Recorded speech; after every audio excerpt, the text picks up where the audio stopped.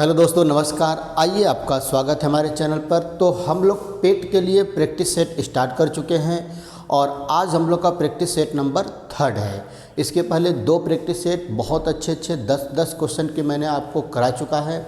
तो आज हम लोग का तीसरा सेट है। आइए देखते हैं। पहला क्वेश्चन यह है कि 4 खिलाड़ियों की औसत आयु 18.5 वर्ष है।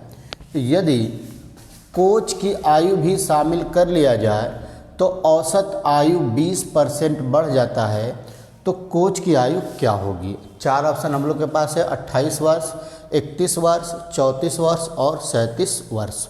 दिया कि 4 खिलाड़ियों की औसत आयु कितना भी 18.5 वर्ष।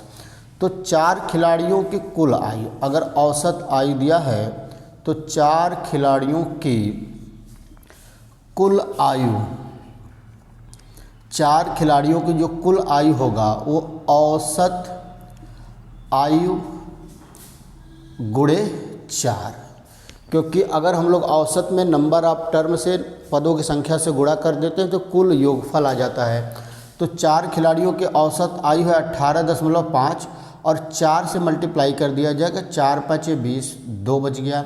4 × 8 = 32, 2 = 34, 3 बच गया। 4 × 1 = 4, 3 = 7 और यहाँ पर दशमलव, मतलब 74 वर्ष। 4 खिलाड़ियों की कुल आयु कितनी हो जाएगी भाई? 74 वर्ष हो जाएगा। कितना हो जाएगा भाई? फिर से देख लीजिए। 4 खिलाड़ियों की औसत आयु 18.5 है, तो 4 खिलाड़ियों की कुल आयु कितनी हो जाएगी भाई? औसत आयु गुणे 4। तो 18.5 में 4 से मल्टीप्लाई कर दिया जाएगा। 4 × 5 = 20, 2 बच गया। 4 × 8 = 32, 2 = 34, 3 बचा। 4 × 1 = 4, 3 = 7। अब बोला कोच को शामिल कर लेने से औसत आयु में 20% की वृद्धि हो गया। अब 4 खिलाड़ी प्लस कोच की औसत आयु बोला कि 20% की वृद्धि। 18.5 गुणे 120/100, तो 0 से 0, 2 × 6 = 12, 2 × 5 = 10, तो 5 × 15, 5 × 7 = 35, 3.7, मतलब आ गया 3.7 गुणे 6। कितना होगा? 6 × 7 = 42, 4 बच गया। 6 × 3 = 18, 4 = 22, 22.2 हो गया। ये 4 खिलाड़ी और कोच की औसत आयु। तो 4 खिलाड़ी प्लस कोच की कुल आयु कितना हो जाएगा भाई? 22.2 गुणे 5, तो 5 दूना के 10, 5 दूना के 10, 1 11, 5 दूना के 10, 1 11, 111 वर्ष। अब देखिए, 4 खिलाड़ी और कोच की जो कुल आयु है 111 साल है और चारों खिलाड़ियों की आयु कितनी है? 74 है। तो कोच की आयु कितनी होगी भाई? 111 में से 74 को माइनस कर दिया जाएगा। 11 में से 4 गया 7 और यहाँ कितना बचा? 10 में से 3, 37 वर्ष। इसका मतलब जो कोच की आयु होगी दोस्तों कितना होगी? 37 ईयर। तो ऑप्शन डी हम लोग का सही होगा। कोच की आयु कितनी होगी भाई? 37 साल होगी। क्लियर है सभी लोग को? तो आइए नेक्स्ट क्वेश्चन देखते हैं। अगला क्वेश्चन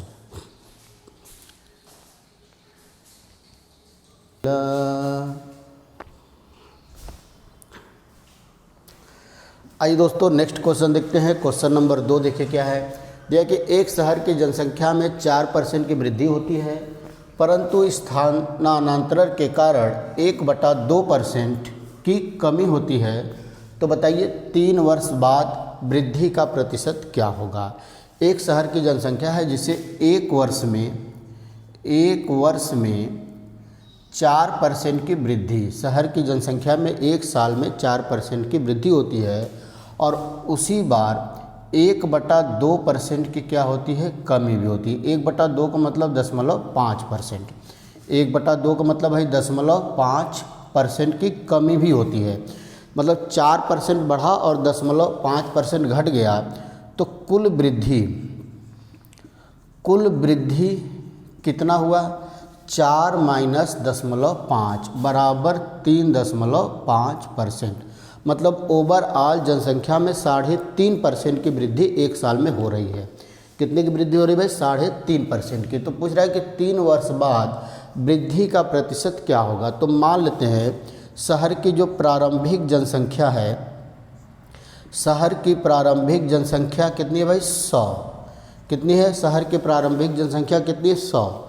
तो एक साल में 3.5% का वृद्धि होगा तो ये होगा 103.5 हो जाएगा। फिर अगली साल फिर 3.5 की वृद्धि हुई तो 103.5 गुणे 103.5/100 हो जाएगा। फिर इसके बाद फिर 3.5% की 3.5%, तो ये हो जाएगा 103.5 गुणे 103.5/100 गुणे 103.5/100। ये हो जाएगा फाइनल उस शहर की जनसंख्या। शुरुआत में जनसंख्या कितनी हम लोग माने हैं 100, तो एक साल में कितना बढ़ा 3.5%, तो कितना हो गया 103.5। फिर अगले साल कितना बढ़ेगा 3.5%, तो 103.5 का 103.5/100। फिर अगले साल कितना बढ़ेगा 3.5%, तो इसका फिर 3.5% बढ़ा देंगे तो 103.5 गुणे 103.5/100 गुणे 103.5/100। ये फाइनल शहर की जनसंख्या हो गई। तो इसको अगर हम लोग सॉल्व कर लेते हैं कि ये टोटल शहर की जनसंख्या कितनी है, इसको करना पड़ेगा हम लोग को गुणा 103.5 गुणे 103.5। देखिए गुणा कर लेते हैं हम लोग। यहाँ पर 103.5 गुणे 103.5 कितना आएगा भाई 5 × 5 = 25, 2 बच गया, 5 × 3 = 15, 2 17, 5 × 1 = 5, 3 करेंगे 3 × 5 = 15, 3 × 3 = 9, 1 10 और 3 × 1 = 3। फिर 0 से करेंगे 0 0 0 0, 1 से कर दिया जाएगा 5 3 0 1, कितना आ गया भाई 5, 7 5 12, 1 1 2, 5 5 10, 1 11, 1 बच गया, 3 3 6 1 7 0 1, 2 अंक के बाद दशमलव लगेगा, यहाँ पर आ जाएगा कितना आ गया 1 0, यहाँ पर देख लेते हैं 10,712.25 इतना हो गया। फिर इसके बाद 103 से फिर गुणा करना पड़ेगा, 103.5 से लास्ट में 103.5 से तो गुणा कर देते हैं हम लोग। 5 × 5 = 25, 5 × 2 = 10, 2 12, 1 बचा, 5 × 2 = 10, 1 11, 1 बचा, 5 × 1 = 5, 1 6, 5 7 = 35, 5 होगा। फिर 3 से गुणा करेंगे, 3 × 5 = 15, 3 × 2 = 6, 1 7, 3 × 2 = 6, 3 × 1 = 3, 3 7 = 21, 3 × 1 = 3। फिर 0 से कर देंगे तो 0 0 0 0 0 होगा। फिर लास्ट में 1 से तो यहाँ 5 2 2 1 7 0 1 जोड़ लेते हैं। थोड़ा सा कैलकुलेशन बड़ा है, 5 होगा, 5 2 7 होगा, 8 होगा, 6 6 12 5 17, 1 बच गया, 5 3 8 2 10, 11, 1 बच गया, 2 1 3 1 4 3 7, फिर 5 2 7 1 8, 7 3 10 0 1 1 1, 3 अंक के बाद दशमलव 1 2 3, तो फाइनल हो गया 1 1 0 8 7 1 7.875 और इस भागे 100 गुणे 100 से भाग देना है। तो यहाँ पर फाइनल दशमलव लग जाएगा, 4 अंक के बाद दशमलव लगेगा तो 11 दशमलव कितना आ गया भाई 11 ये आ गया 1108.7। फाइनल जनसंख्या इतनी हो गई और शुरू में कितना 100 था। अच्छा हम लोग का दशमलव यहाँ पाएगा तो इसमें से हम लोग 100 माइनस कर देंगे तो ये 10.8% आ जाएगा। मतलब फाइनल जो जनसंख्या वृद्धि हो गई वो कितनी हो गई भाई 10.8 की वृद्धि हो गई। कैलकुलेशन थोड़ा सा बड़ा था, कैलकुलेशन आप कर लेंगे खुद से, एक बार कैलकुलेशन को चेक करेंगे तो फाइनल जो वृद्धि हो गई वो कितनी आ गई भाई 10.8% की वृद्धि टोटल जनसंख्या में हुई। समझ पा रहे हैं? तो आइए नेक्स्ट क्वेश्चन करते हैं। अगला क्वेश्चन किया जाए।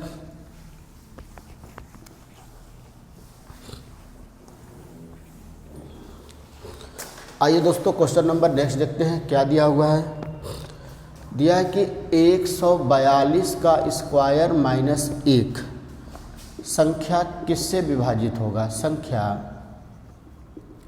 किससे विभाजित होगा। 4 ऑप्शन हमारे पास है भाई।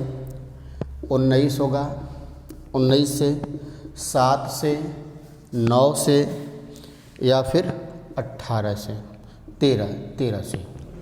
दिया कि 142 का होल स्क्वायर माइनस 1 निम्न में से किससे विभाजित होगा। तो एक तो तरीका ये है कि 142 का होल स्क्वायर माइनस 1 दिया है तो तो 142 का स्क्वायर करके उसमें से -1 किया जाए, फिर हम लोग चेक करें कि इन चारों नंबर में से किससे विभाजित होगा। एक तरीका ये है।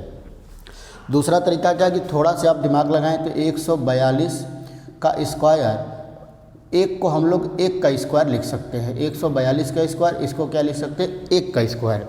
तो आपके दिमाग में तुरंत एक अलजेब्रा का एक फार्मूला आना चाहिए कि a square minus B square type का ये बन रहा है। किस टाइप का बन रहा है भाई, a square minus B square. तो a square minus B square का जो मान होता है, एक ब्रैकेट में होता है a प्लस बी और दूसरे ब्रैकेट में होता है a minus B. A square minus B square की जो वैल्यू होती है वो होता है a plus B into A minus B. तो इसका मतलब जो a square minus B square होगा वो a प्लस बी से भी पूर्णतः विभाजित होगा और a माइनस बी से भी पूर्णतः विभाजित होगा, क्योंकि ये दोनों इसके फैक्टर होंगे, गुणनखंड होंगे। तो यही कॉन्सेप्ट हम लोग लगाएंगे। तो एक ब्रैकेट में होगा 142 प्लस 1 और दूसरे में होगा 142 माइनस 1। तो ये हो जाएगा 143 गुणे 141। अच्छा, 143 को फिर से आप गुणनखंड करेंगे, ये 11 गुणे 13 होगा और ये 141 हो जाएगा। इसका मतलब ये जो नंबर होगा 11 से भी कटेगा, 13 से भी कटेगा, 141 से भी कटेगा। तो ऑप्शन में इसमें से कोई मैच कर रहा है, 13 मैच कर रहा है, तो ये नंबर 13 से विभाजित होगा। ये नंबर 11 से भी होगा लेकिन 11 ऑप्शन में नहीं दिया है। 13 से भी होगा, 141 से भी होगा और 143 से भी होगा। इन दोनों का गुणा भी करेंगे तो भी उससे विभाजित होगा। तो ऑप्शन में हम लोग का 13 मैच कर रहा है, तो क्या हो जाएगा आंसर भाई, 13 हमारा बिल्कुल सही आंसर होगा। क्लियर है, बहुत ही बेहतरीन क्वेश्चन है दोस्तों। आइए नेक्स्ट क्वेश्चन करते हैं हम लोग। अगला क्वेश्चन आपको मैं कराता हूँ, क्वेश्चन नंबर 4।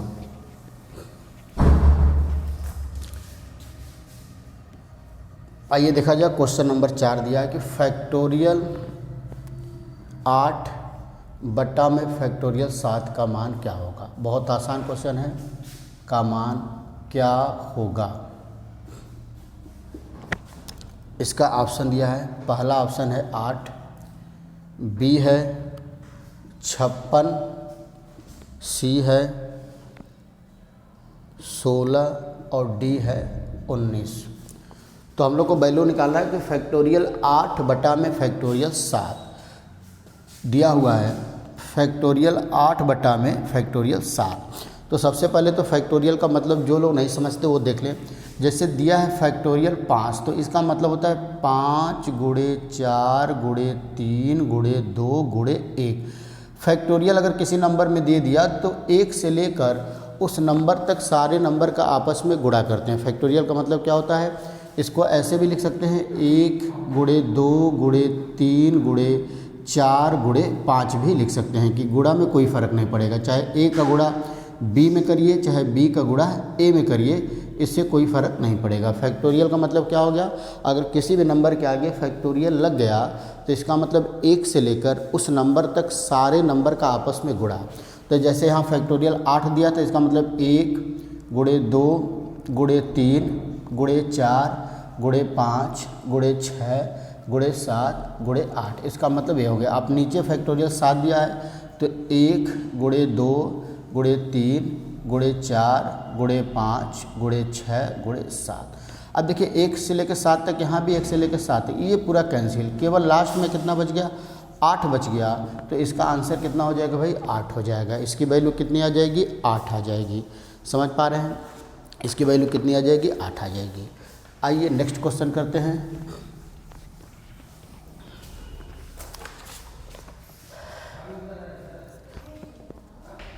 आइए दोस्तों अगला क्वेश्चन देखते हैं। देखिए फैक्टोरियल 17 में सैकड़े के स्थान पर, बहुत बेहतरीन क्वेश्चन दिया हुआ है, सैकड़े के स्थान पर कौन सा अंक होगा, कौन सा अंक आएगा, कौन सा अंक आएगा। ऑप्शन इसका मैं लिख दे रहा हूँ, 1 होगा, 0 होगा, 2 होगा और 3 होगा। अब बोला कि फैक्टोरियल 17 को अगर हम लोग सॉल्व करेंगे तो इकाई, दहाई, सैकड़े वाले स्थान पर क्या आएगा, 0 से लेकर 9 तक में कौन सा डिजिट आएगा। तो अब देखिए अभी अभी मैंने आपको बताया कि फैक्टोरियल 17 का मतलब क्या होगा। फैक्टोरियल 17 का मतलब होगा 17 गुणे 16 गुणे 15 गुणे 14 गुणे 13 गुणे 12 गुणे 11 गुणे 10 गुणे 9 गुणे 8 7 6 5 4 3 2 और 1, मतलब 17 से लेके 1 तक गुणा आपस में। तो अब देखिए इसका हम लोग गुणा करेंगे, कैसे गुणा करेंगे। अब देखिए फैक्टोरियल अगर आपको याद होगा तो 1 गुणे 2 गुणे 3 गुणे 4 गुणे 5, तो 2 3 6, यहाँ से अगर याद करें तो फैक्टोरियल ये कितना हो जाएगा 6, 6 चौके 24, 24 पाँचे 5 चौके 20, 2 5 120, और 120 में जब 8 का 6 का गुणा करेंगे तो 720, मतलब जो इतने की वैल्यू आ गई वो आ गई 720, आ गई 720। क्लियर है। अब देखिए जब इधर हम लोग सॉल्व करेंगे तो 10 और 7 का अगर गुणा कर दें तो यहाँ से हमको 70 मिलेगा। 70 मिलेगा कि नहीं मिलेगा? 70 मिलेगा। और जब हम 15 और 16 का गुणा करेंगे, 15 और 16 का देखिए 15 और 16 का गुणा करेंगे तो 6 5 30, 3 बच गया 8, 6 कम 6 1, तो 0 240, 240। तो यहाँ से आप देख रहे हैं कि 1 0 यहाँ से मिला, 1 0 यहाँ से मिला, 1 0 यहाँ से मिला, मतलब 3 0 हमको मिल रहा है। कितना 0 मिला है? 3 0। तो जब इस सारे नंबर का हम आपस में मल्टीप्लाई करेंगे, सारे नंबर का आपस में मल्टीप्लाई किया जाएगा तो लास्ट में तो 3 0 आएंगे ही आएंगे, क्योंकि 1 0 वहाँ से, 1 0 यहाँ से और 1 0 यहाँ से। हो सकता है कि कोई और 0 नहीं दिख रहा और किसी नंबर को गुणा करने पर 0 हमको नहीं मिलेगा, तो लास्ट में तो 3 0 आएंगे। इसके बाद से ही कोई नंबर आना स्टार्ट होगा, कोई अंक आएगा। और यही पूछा क्वेश्चन में कि सैकड़े का स्थान पर क्या आएगा, तो इकाई दहाई सैकड़ा, तो सैकड़े के स्थान पर क्या आएगा भाई? 0 आएगा। यही सैकड़ा का स्थान है, तो सैकड़े के स्थान पर क्या आएगा? 0 आएगा। तो बी ऑप्शन हमारा करेक्ट हो जाएगा। बहुत बेहतरीन क्वेश्चन था और बहुत अच्छा क्वेश्चन था, बहुत ही बेहतरीन तरीके से पूछा था। तो क्या ऑप्शन हो जाएगा भाई? 0 इसका आंसर हो जाएगा। आइए दोस्तों एक और क्वेश्चन आपको मैं कराता हूँ, एक और बहुत बेहतरीन क्वेश्चन जो कि आपके पेट के एग्ज़ाम के लिए बहुत ज़्यादा ज़रूरी ये सब क्वेश्चन है। दिया है अगला क्वेश्चन कि 196 के गुणनखंडों की संख्या और उनका योगफल क्या होगा, और उनका योग बताइए। बोला कि 196 के टोटल नंबर ऑफ फैक्टर, कुल गुणनखंडों की संख्या और उनका योगफल क्या होगा। तो आइए कैसे निकालते हैं। सबसे पहला काम है कि 196 का हम लोग कर लेंगे गुणनखंड। देखिए 196 का गुणनखंड कर लेते हैं, 2 से काटेंगे, 2 9 18, 2 8 16, फिर 2 से काटेंगे, 2 चौके 8, 2 9 18, फिर 7 से कटेगा, 7 7 49, फिर 7। तो 196 का जो गुणनखंड आ गया हो गया 2 गुणे 2 गुणे 7 गुणे 7। इसका मतलब 2 की घाते 2 और 7 की घाते 2। तो गुणनखंडों की संख्या, किसी भी नंबर के गुणनखंडों की संख्या जब पूछेगा तो उसका तरीका क्या होता है कि सबसे पहले उसको प्राइम फैक्टर में ब्रेक कर लेंगे, अभाज्य गुणनखंड कर लेंगे, जिसको हम लोग बोलते हैं प्राइम फैक्टराइजेशन। इस तरह कर लेंगे। करने के बाद आ गया 2 की घाते 2 और 7 की घाते 2। तो जो पावर होता है, यहाँ 2 आया तो 3 लिख देंगे और यहाँ 2 आया तो 3 लिख देंगे। पावर को एक एक बढ़ा के आपस में गुणा कर देंगे। तो 3 गुणे 3 बराबर कितना आ जाएगा? 9 आ जाएगा। ये आ गया गुणनखंडों की संख्या आ गया। क्या आ गया? गुणनखंडों की संख्या है। अब गुणनखंडों का योग अगर आपको पता करना है, देखिए गुणनखंडों का योग, तो एक कैसे पता करते हैं। जैसे 2 की घाते 2 आया तो हमको लिखना पड़ेगा 2 की घाते 0 प्लस 2 की घाते 1 प्लस 2 की घाते 2। ये सब चीज़ें कैसे आ रहा है, अगर आपको डिटेल में पूरी कॉन्सेप्ट समझना है तो मेरा नंबर सिस्टम का जो लेक्चर है उसको आप पूरा देखिए। उसमें मैंने आपको काफ़ी डिटेल में बताया है फैक्टर के बारे में, हर तरह के फैक्टर निकालना और उनका योगफल निकालना। अभी बस आप इतना जानिए। अब यहाँ पर 7 की घाते 2 हो तो हम लिखेंगे 7 की घाते 0, 7 की घाते 1 प्लस 7 की घाते 2। अब इसको सॉल्व कर लेंगे। 2 की घाते 0 का मतलब 1, 2 की घाते 1 का मतलब 2 और 2 की घाते 2 का मतलब 4। यहाँ पे 1 7 और 7 7 49, क्या आ गया भाई? 4 2 6 1 7 यहाँ मिल गया, 49 1 50 57, गुणा कर देंगे 7 7 49, 4 बच गया, 7 5 35 और 4 39, 399। तो गुणनखंडों की संख्या आ गई 9 और योगफल आ गया 399, और यही हम लोग का क्या हो जाएगा, इस क्वेश्चन का आंसर हो जाएगा दोस्तों। तो ये हमारा कुछ क्वेश्चन का प्रैक्टिस सेट रहा, उम्मीद है कि आपको पसंद आया होगा। तो इसी तरह आप जो है कि डेली, अब जब तक एग्ज़ाम आपका पेट का नहीं हो जाता है, डेली आप लगातार प्रैक्टिस करते रहेंगे, और लगातार जो भी स्टूडेंट एग्ज़ाम के पहले तक प्रैक्टिस कर लिया, ऐसा नहीं हो सकता है कि उसका पेट क्वालिफाई ना हो दोस्तों।